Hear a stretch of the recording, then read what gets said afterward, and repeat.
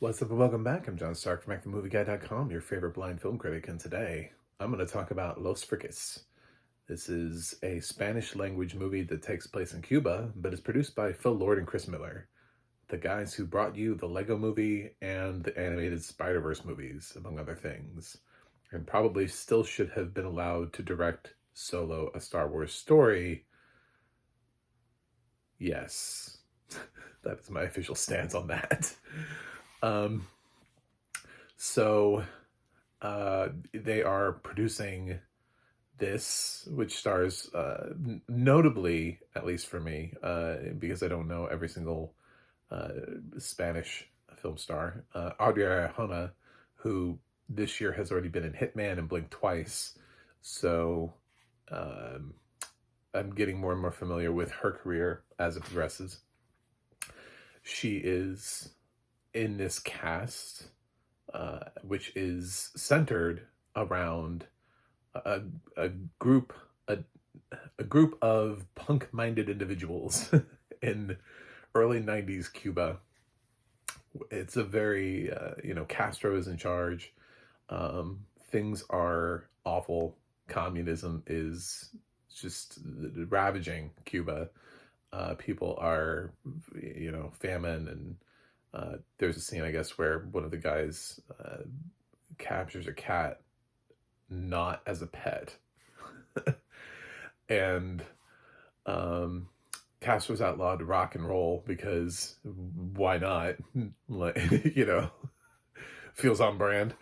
Um, so these rebel punk Cubans listen to music and play it, and then sort of like in these like underground scenes, and um, until the cops come and break them up. And it's very counterculture, living and fight the power and all that kind of stuff. But while that may be the selling point of the movie, what is sort of the oh my god, what the fuck movie is that this also dives into sort of the dire straits of Cuba with these characters, um, mainly exploring the fact that the hospitals in Cuba that had HIV infected patients guaranteed those patients like food and even ice cream and obviously like medical attention, stuff that a lot of people on the streets were not getting. So much so that one of the main characters intentionally contracts HIV so that he can be admitted to an AIDS hospital. That is where we're at in this film.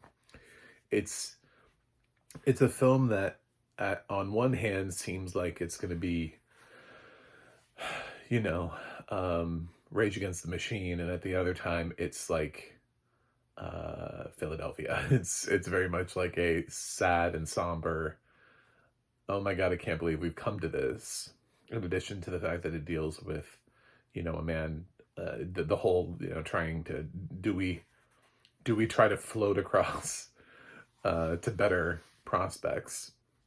We had a lot of that Cuban refugee crisis in the 90s.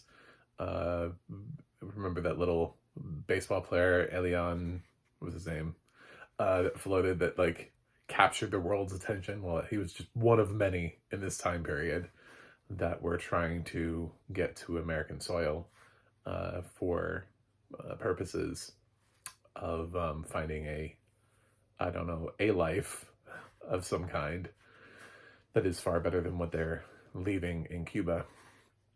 So I think Cuba has somewhat been romanticized in films through like Bond movies and Cuban cigars and stuff like that. And I think this really just sort of puts a fresh, like, it was fucking terrible here.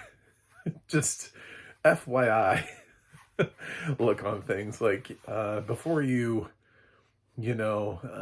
bring Vin Diesel back to the island. Let's stop for a moment and talk about like what we went through to get here. I think maybe some think that Cuba was just this lovely place just this nice island where things were just maybe a little bit different than ours. And I remember seeing Michael Moore's documentary uh, about, medical treatment, Sicko, and him going down to Cuba and getting medication. And it's like, maybe we should provide some context to, like, the hell's going on in Cuba. Um, and like films like Dirty Dancing, Havana Nights. So I'm sure that for some Cubans, they had that experience, but this is a reminder that not all Cubans have that experience, and this is that story. Unfortunately, I got none of that from the film because it's in Spanish and it has no audio description. I got all of that from doing research on the movie. See, I had to watch Los Frikis, and then I had to research it. I found one review of this film, because technically it doesn't come out. Again, for my consideration, I guess the other dude probably saw it at a screener or something, but it doesn't come out officially till January, so I think everybody's afraid of breaking, at least of my recording, of my watching this, any sort of like embargo. So no official critics are touching this as of yet. But at least from what I can tell, anybody that I follow or subscribe to doesn't seem to have a review for this. But there's quite a lot of news stories about this and the real people who inspired this story. Interviews with Phil Lord and Chris Miller. There's plenty of stuff out there, so you can gather it, and I was able to learn about the film. As far as the actual watchability of the film for a blind and low vision audience, it's not, unless you speak Spanish, in which case then you can debate about it on the sort of like normal level, sort of like how English-speaking audiences, we can always attack these, like when a film is in English, I can have a better debate about whether or not it's watchable or not. Most of the time it's still not, but you can still have that conversation if you're bilingual. I am like a level 29 on Spanish on Duolingo, so slowly working my way. I find these films, I tackled a lot of international movies this year because I'm trying to really consider everything and think about, and it makes me listen to the story, and then I'm still getting educated some way and like what it is that these filmmakers are trying to tell. I very much support international filmmaking because I think it values perspective. But with Spanish, because I am trying to learn it slowly, I kind of enjoy them more than, like, it's not as dreadfully boring and dull to me to listen to a movie in Spanish, because I feel very proud of myself when I understand anything, when I'm like, oh my god, I knew what that was, oh, I followed that, oh yeah, he just said that. it's my Spanish is really is pretty low, but I can pick out some words every once in a while, like a phrase, it's just like on a personal journey for me. It just kind of lets me know where my Spanish is at. So still not great. I was very lost throughout this film. Is there any English in this movie? Yes. There's a little bit of spoken. There's a news report that came in English that they got somehow. I don't know. And then they sing American songs. So you listen to "Come as you are, as you are." So, yeah, and it's actually, I think it's sung in, I think they're performing it in the context of the movie. So, and there was another song too, but I forgot it. The only reason I remember "Come as You Are" is because it's also in Queer, which I watched the same day, the next movie. I was like, this is weird. So, back to back, like, I watched this and then I watched Queer, and I was like, what the... So, of course, I was able to remember "Come as You Are" because it, like, slapped me in the face. So, yeah, Uh, um, but as far as like, I couldn't even pick out which one was Audrey Arjona out of this cast.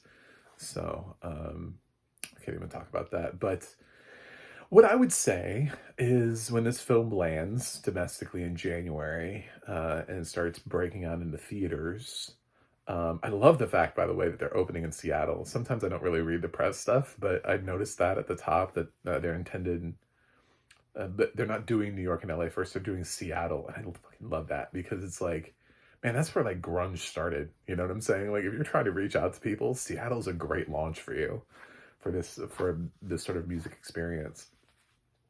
Um, so it opens in Seattle first before expanding. Phil Lord and Chris Miller alone have enough money to personally pay for the audio description for this. I know they jumped on as producers because they found um, this to be a compelling story, and obviously they had faith in the filmmakers, and they're using their names to help propel this thing forward, as lots of people do. Jennifer Lawrence is on Bread and Roses. You know what I'm saying? Like, she also had enough money. She could have paid for the audio description for Bread and Roses. But I mean, that's also an Apple film, and Apple has enough money to pay for the audio description of Bread and Roses.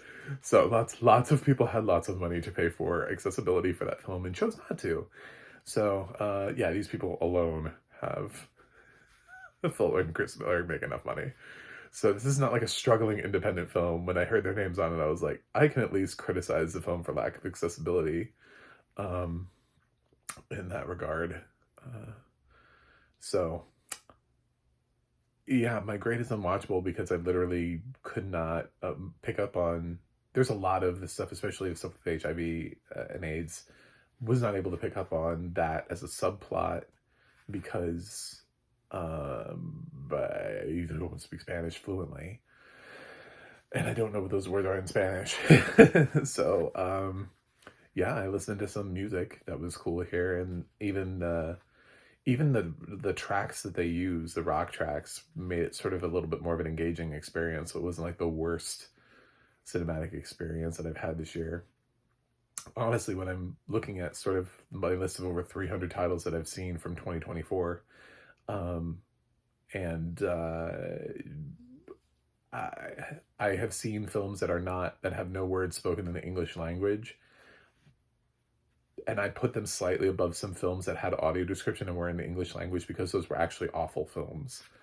And my experience with those films is truly negative in a way that I'm able to 100% assess them. So, not far above are the films where I couldn't understand.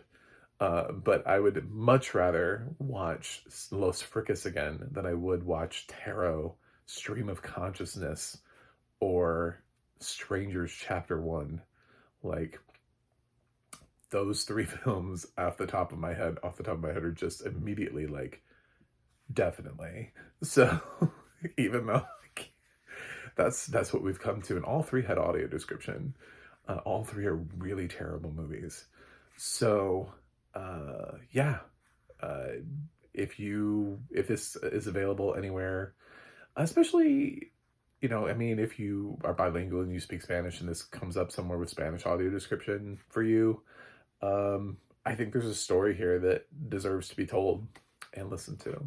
But unfortunately, I can't recommend it because of my perspective as a English-speaking blind person, largely speaking to English-speaking blind people.